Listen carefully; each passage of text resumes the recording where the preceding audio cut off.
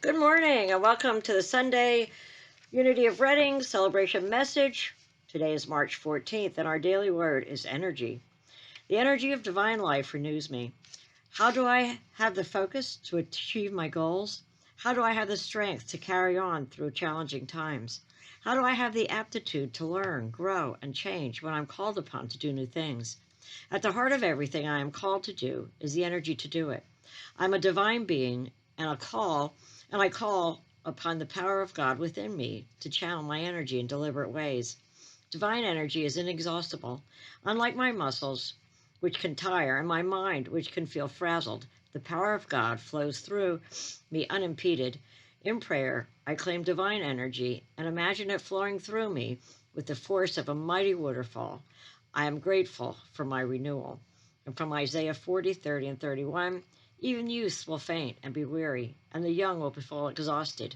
But those who wait for the Lord shall renew their strength. So the last few weeks I've been talking about building a pyramid of love by applying the spiritual principles to alleviate current societal issues. Two things that I included in last week's message stimulated me to present this message today. Those two things were the quote from Maya Angelou, "I've learned that people will forget what you said, people will forget what you did, but people will never forget how you made them feel." And also the story about Thomas Edison, when he learned the truth of what his mother had done and wrote, "Thomas Alva Edison was an addled child that, by a hero mother, became the genius of a century." I'd like to ask you to take time and take a little quiz and see how you do. You don't have to write down your answers, but just think about them in your head. Name the 5 wealthiest people in the world. Name the last 5 Heisey Trophy winners. Name the last 5 winners of the Miss World or Miss America contest. Name 10 people who have won the Nobel or Pulitzer Prize. Name the last half dozen Academy Award winners for Best Actor and Actress. Name the last decade's worth of Champion League winners. So how did you do? The point is, most of us do not remember the headliners of yesterday. And these are no second-rate achievers. They are the best in their fields. But the applause dies, awards tarnish, achievements are forgotten, accolades and certificates are buried with their owners. Now here's another quiz.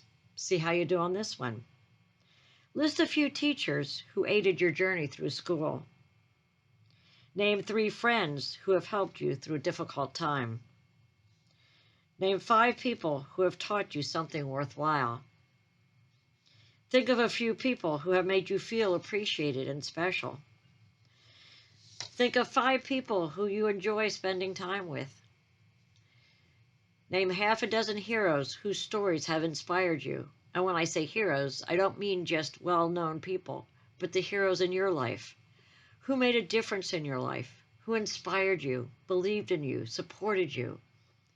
Which of these quizzes was easier? Then think about why all those answers came to mind so quickly. I would bet the underlying reason is these people made a difference in your life is because of the way they made you feel. They made you feel worthwhile, empowered, inspired, loved. They believed in you and allowed you to begin believing in yourself. The people who make a difference in our lives are not the ones with the most credentials, the most money, or the most awards. They are the ones that care. They are our true heroes. And what do I mean when I say a hero? As we all hear the word hero used from time to time, have you ever asked yourself the question, what is a hero anyway? I've asked that question as I was preparing for this message. Is a hero someone we simply admire, respect, look up to? Is a hero some kind of superhero with superpowers? Does it take a lot of money or fame to be a hero? When I show courage, does that make me a hero? What's involved in being a hero? Can we call ourselves a hero? Are heroes born that way? Is there a hero gene? Why do we have such a weird relationship with the word hero anyways? You may have asked some of these questions yourself, so let's start now by looking at the concept of hero and heroism. I found the scientific study of heroism is a relatively recent topic of interest in the field of psychology. My searches showed there are many interpretations of what a hero is, I like the definition used by the Heroic Imagination Project. Heroes are people who transform compassion, which is a personal virtue, into heroic action, which is a civic virtue. In doing so, they put their best selves forward in service to humanity. A hero is an individual or a network of people that take action on behalf of others in need or in defense of integrity or a moral issue. Our most iconic cultural heroes have been argued for the imperative of human unification, and heroes always unify. The famed poet Maya Angelou said that a hero is any person really intent on making this world a better place for all people. The psychology of heroism might not be well understood. However, according to researchers, empathy and compassion for others are key variables that contribute to heroic behavior. Heroes adopt a more non-dual view of the world. They see humanity as one and value the well-being of all people, regardless of nationality, race, gender, age, or sexuality. Heroes act voluntarily for the service of others who are in need, whether it be for an individual, a group, or community, performing actions without any expectation of reward or external gain. There are 12 characteristics that are identified in heroes: bravery, conviction, courage, determination, helpfulness, honesty, inspirational, moral integrity, protective, selflessness, and strength. Hearing all these describe our Hearing all of this, I think our spiritual path can really be described as a hero's journey. All those characteristics of a hero come from a higher state of consciousness. The Bible states, "But the fruits of the Spirit is love, joy, peace, patience, kindness, goodness, faithfulness, gentleness, self-control, against which there is no law." I believe heroes come in all sizes and shapes and are made not through huge acts, but through any act of love and compassion. And I do not want to take away from those people who exhibit heroism in a fantastic way, such as running into burning buildings to save lives.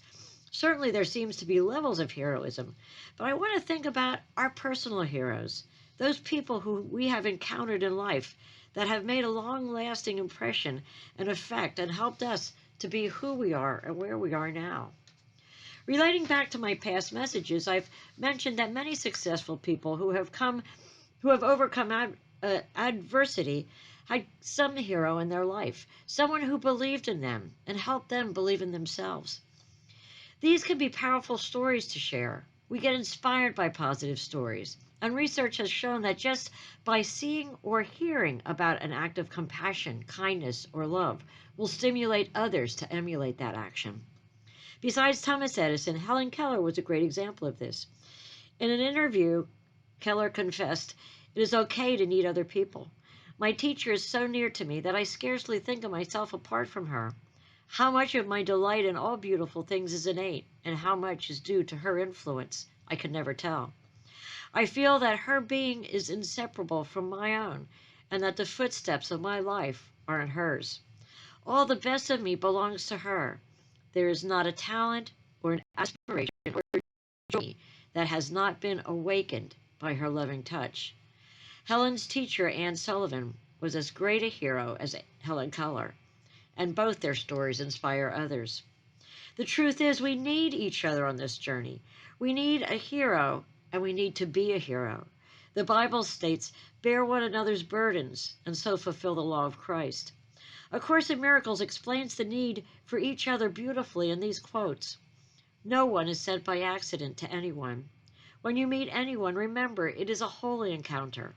One asks for help, another hears and tries to answer in the form of help. This is the formula for salvation.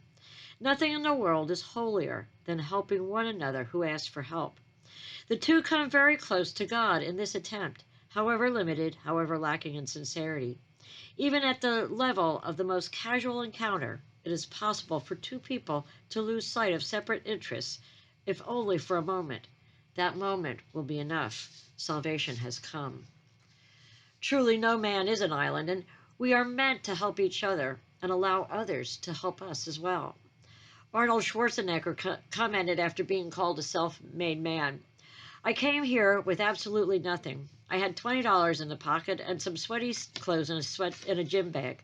But let me tell you, I had this one little apartment, and on Thanksgiving, the bodybuilders from Gold's Gym came to my apartment and they brought me pillows, dishes, silverware, all of the things I didn't have.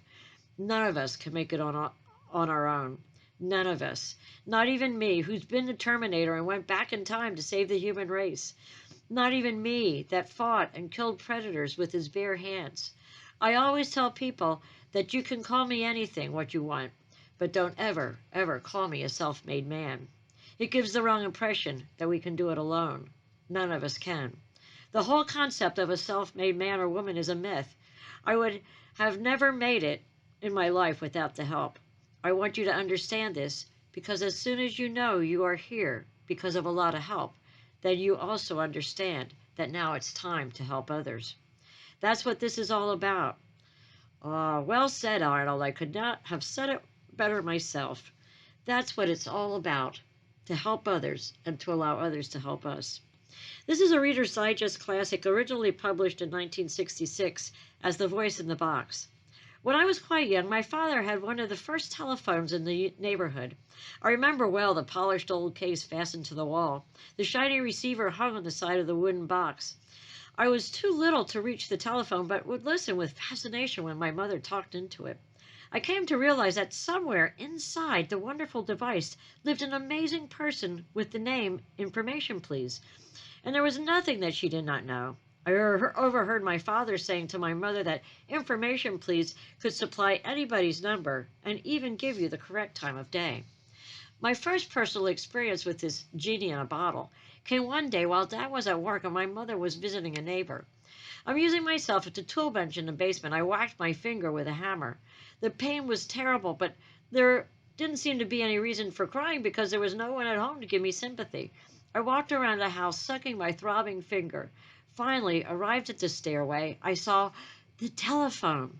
Quickly, I ran for the footstool in the parlor and dragged it into the landing. Climbing up, I unhooked the receiver and held it to my ear.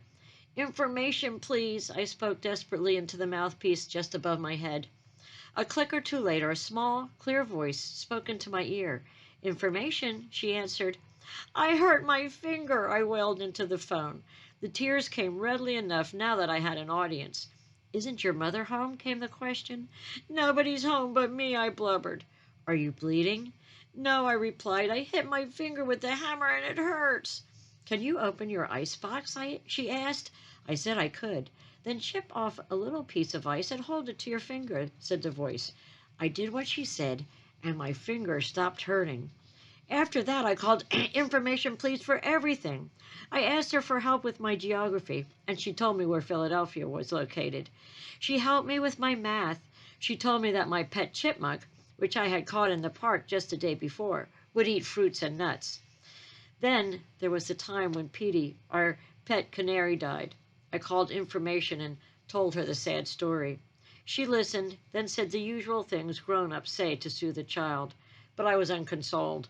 I asked her, why is it that birdies could sing so beautifully and bring joy to all families, only to end up in a heap? She must have sensed my deep concern, for she said quietly, Paul, always remember that there is another world to sing in. Somehow I felt better. Another day I was on the phone again. Information, please. I spoke into the receiver. Information, said the now familiar voice. How do you spell fix? I queried. All of these conversations took place on the phone in my childhood home in a small town in the Pacific Northwest. When I was 9 years old, we moved across the country to Boston. I missed my friend very much. I longed to say Information, please, into that wooden box back home, and somehow I never thought of trying the tall, shiny new phone that sat in the table in the hall. As I grew up into my teens, the memories of those childhood conversations never really left me. Often, in the moments of doubt and perplexity, I would recall the serene sense of security I had then. I appreciated now how patient, understanding, and kind she was to have spent her time on a little boy. A few years later, on my way west to college, I had to stop at the airport in Seattle. I had a half hour or so between planes. I spent 15 minutes on the phone with my sister, who lived there now. Then, out of the blue, I decided to dial my hometown operator and found myself saying, "Information, please." Miraculously, I heard the small, clear voice I knew so well. "Information?" she replied. I hadn't planned this, but heard myself saying, "Could you please tell me how to spell fix?"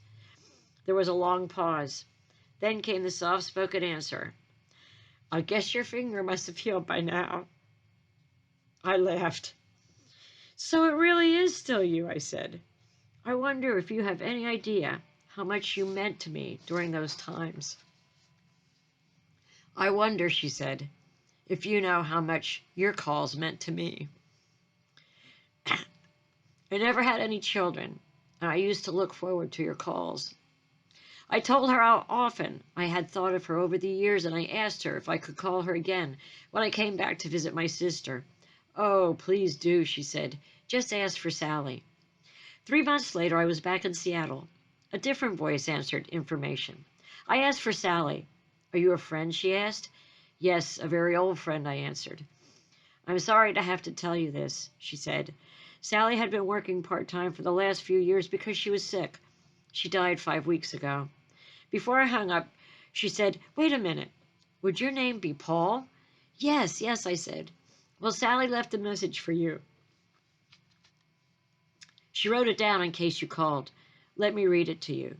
The note says, 'Tell him I still say there another world to sit in. He'll know what I mean.'" I thanked her and hung up the phone. I knew what Sally meant. Never, ever underestimate the impact that you have on others. Even the smallest kindness can leave a lifelong impression. I like the story also about this guy walking down the street when he falls into a deep hole. The walls are so deep he can't get out. The doctor passes by and the guy shouts up, "Hey, can you help me?" The doctor writes a prescription, throws it down the hole, and moves on. Then a priest comes along and the guy shouts up, Father, I'm down here in this hole. Can you help me out?" The priest writes out a prayer, throws it down in the hole, and moves on. Then a friend walks by. "Hey, Joe, it's me. I'm down here. Can you help me out?" And the friend jumps in the hole. Our guy says, "Are you stupid? Now we're both down here." The friend says, "Yeah, but I've been down here before, and I know the way out." Each of us who is going through a transition is a potential hero, for we are leaving our old familiar world to venture into unmapped territory, not knowing what fate befalls us. Like the ancient mythological heroes, we will encounter the dragons of fear and self-doubt. We will engage fierce battles within our soul, and ultimately, we will, if we persist, discover the treasure, the holy grail, the wonderful gift of freedom and power that each transition promises us if we have the heart to take the journey, the hero's journey. Everyone you meet is on a hero's journey. It seems hard at some parts, and sometimes we need a companion who's walked that part of the hero before to help guide us. We are all on this journey together. I ask you to join me in my commitment to create a new and inspiring relationship to being a hero and allow others to be heroes for us. Let yourself be empowered by the opportunity it is to make this kind of difference. Think of a time when you were able to make this kind of difference for someone else. What did it feel like? What was that experience like? I promise, if you allow yourself to really experience this, you will be inspired by yourself. You are the hero. I would like you to also think about someone who has inspired you, someone you feel is your hero. Do they even know the impact they have made in your life? Dr. Martin Seligman, who is known as the father of positive psychology, has researched happiness over the past few decades. Through this research, Seligman offers this one technique, a simple practice that promises to enhance your well-being and lower your depression. The gratitude visit, it's called. The gratitude visit. He explains it. Close your eyes. Call up a face to someone still alive who years ago did something or said something that changed your life for the better. Someone who you have never properly thanked. Someone you could meet face to face next week. Got a face? Gratitude can make your life happier and more satisfying.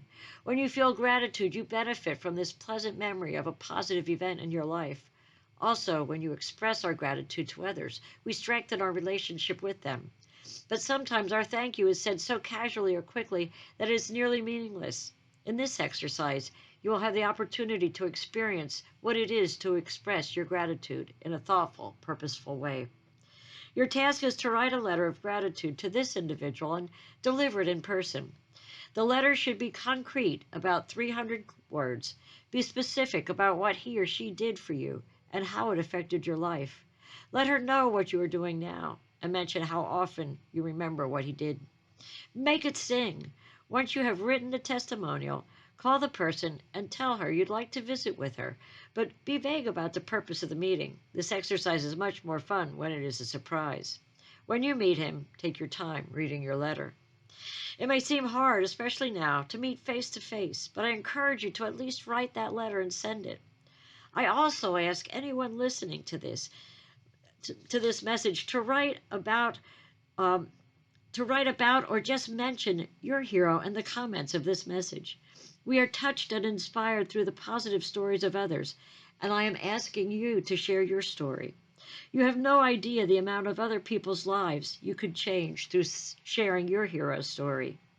My challenge to all of us is to always choose being a hero versus a passive bystander and allow others to be your hero. Be an everyday person willing to keep your eyes, ears, and heart open every day to an opportunity that may demand heroism. Remember, heroism is acting and expressing compassion, empathy, kindness, love, and sometimes making ourselves vulnerable. We do not have to save the world. It is enough to make a difference in just one other person's life and to allow others their turn in being a hero for you. This will allow all of us to live extraordinary lives, making the difference that we want and need to see. This is helping each other on our spiritual path, our hero's journey, and so it is. So don't forget to make those comments of your hero in the comment section of this message. I will take this message into meditation. So I invite you to get comfortable in your seat. Take a deep breath in.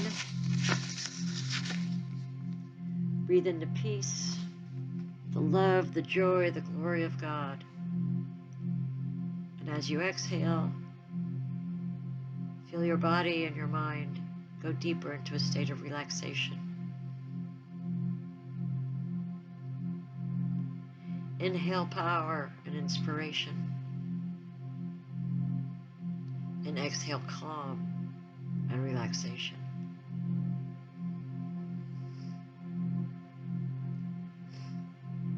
As you quiet your mind from current events, from current situations, current worries and issues, I invite you to bring to mind the face of a person who has made a difference in your life. Someone who you have never properly thanked, and perhaps they don't even realize the difference that they have made.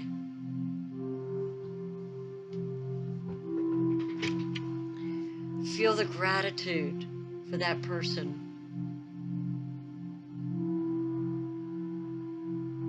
See the changes in your life that have come from what that person said or did, but especially how they made you feel.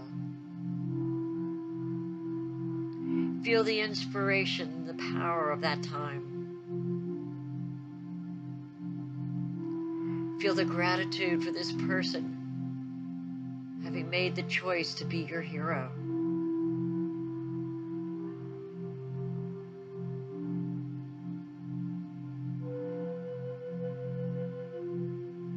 Make a commitment to meet that person and write a gratitude letter, or at least write the letter and get it sent off.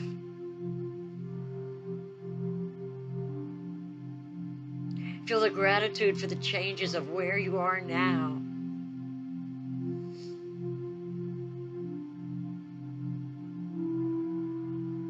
See the difference that that person has made in your life.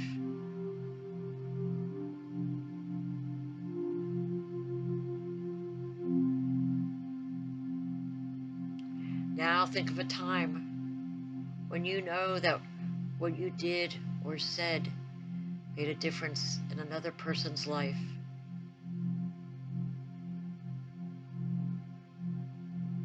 Someone that you made feel empowered,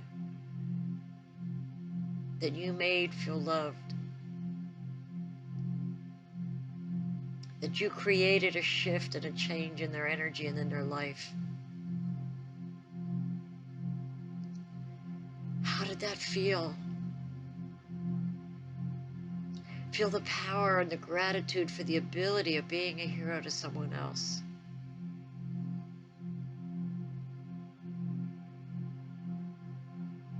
Know that this opportunity is here on a daily basis, for no one is brought into our life by accident.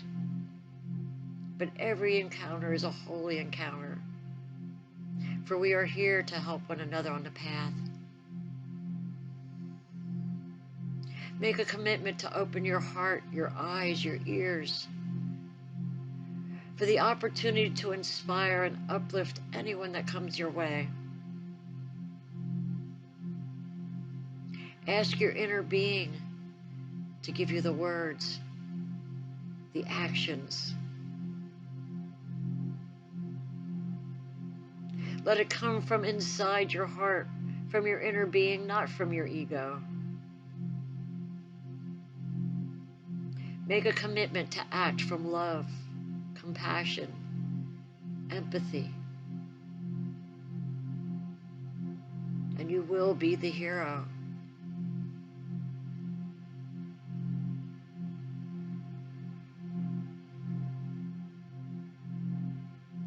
Feel the feelings of inspiration and compassion after hearing the story of heroism. Feel the inspiration after seeing acts of kindness.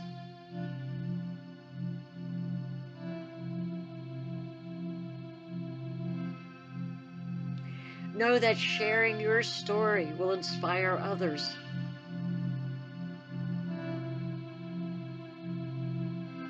Your story of being a hero,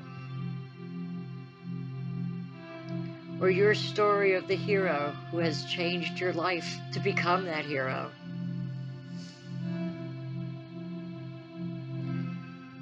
Remember, no man is self-made.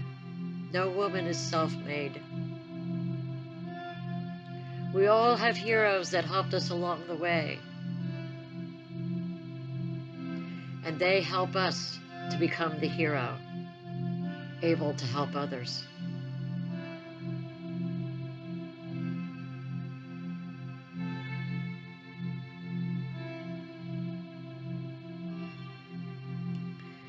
Know that all the qualities of a hero reside within you, for they are born innate.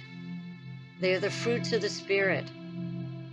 They are the fruits of higher consciousness, compassion, love, empathy, courage, heroism.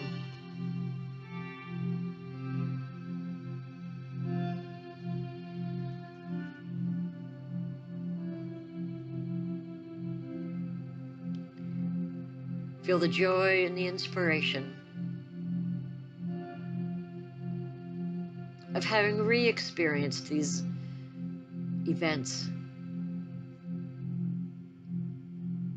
Feel the gratitude for life, the gratitude for where you are now, the gratitude for all the people that came along your path.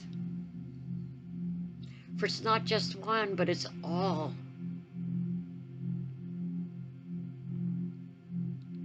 Maybe a person that smiled at you today.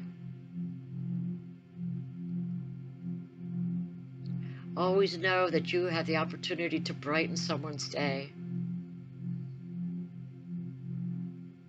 by a smile, a word, an act of kindness, an expression of love and compassion and empathy.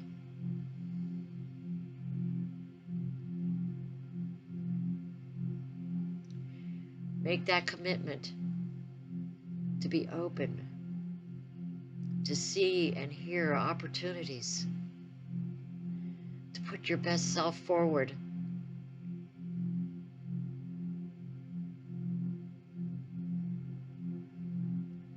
And now allow your expression to be made through your inner being.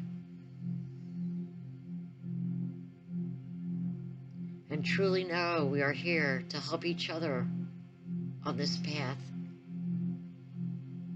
our spiritual path, our hero's journey, the journey of life.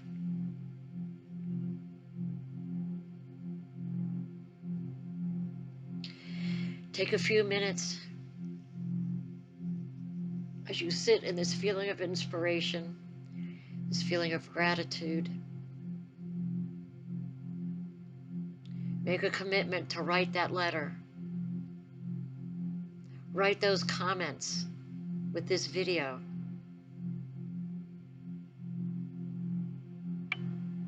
And know that you are loved. You are worthy. You are awesome. And so it is.